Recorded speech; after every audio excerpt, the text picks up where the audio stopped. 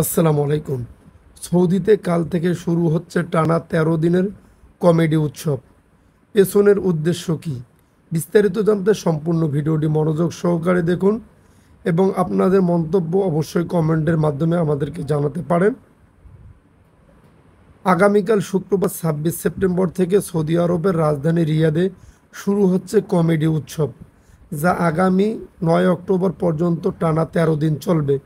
এতে বিশ্বের বিভিন্ন দেশের ৫০ জন কমেডিয়ান অংশগ্রহণ করবেন। এই কমেডি শো দেখতে হলে টিকিট কাটতে হবে। তবে সৌদির আয়োজিত এই কমেডি শো নিয়ে প্রশ্ন তুলেছে মানবাধিকার সংস্থা হিউম্যান রাইটস ওয়াচ HRW। গত মঙ্গলবার সংস্থা এক বিবৃতিতে বলেছে, সৌদি সরকারের তাদের করা মানবাধিকার লঙ্ঘনের ঘটনা থেকে মানুষের নজর সরাতে এমন আয়োজন করছে বলে ধারণা তাদের।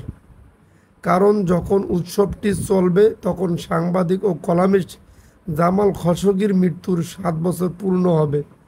৭ বছর আগে তুরস্কে জামালকে হত্যা করেছিল সৌদির একটি গুপ্ত হত্যাকারী দল। এরপর তার মরদেহ অ্যাসিড দিয়ে গলিয়ে ফেলা হয়েছিল। হিউম্যান রাইটস ওয়াচের সৌদি বিষয়ক গবেষক জোয়ে শেয়া বলেছেন, সৌদির কাছ থেকে যেসব কমেডিয়ান বড় অঙ্কের অর্থ পাচ্ছে তাদের চুপ থাকা উচিত হবে না।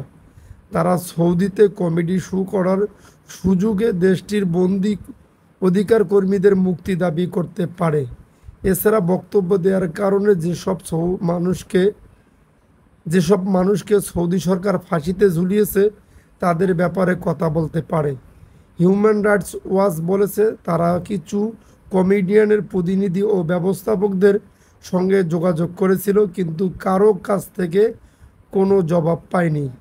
এদিকে সৌদিতে এই কমেডি শোতে অংশ নেবেন যুক্তরাজ্যের বিভিন্ন কমেডিয়ান, যার মধ্যে আছেন Kevin Hart, Dave Chappelle, Aziz Ansari, Pete Davidson এবং জেমি কার। এটিকে বিশ্বের সবচেয়ে বড় কমেডি শো হিসেবে অভিহিত করা হচ্ছে, যা তাদের ভিশন 2030 সালের অংশ। সৌদি তেলের ওপর থেকে নিজেদের নির্ভরতা কমাতে চায়, এজন্য নিজেদের অর্থনীতিকে বিভিন্ন খাতে প্রসার করছে তারা। যদি আপনাদের নিউজটি ভালো লেগে থাকে তাহলে অবশ্যই আমাদের চ্যানেলটি সাবস্ক্রাইব করে পাশে থাকা বেল বাটনটি অন করে রাখবেন পরবর্তী ভিডিওর জন্য।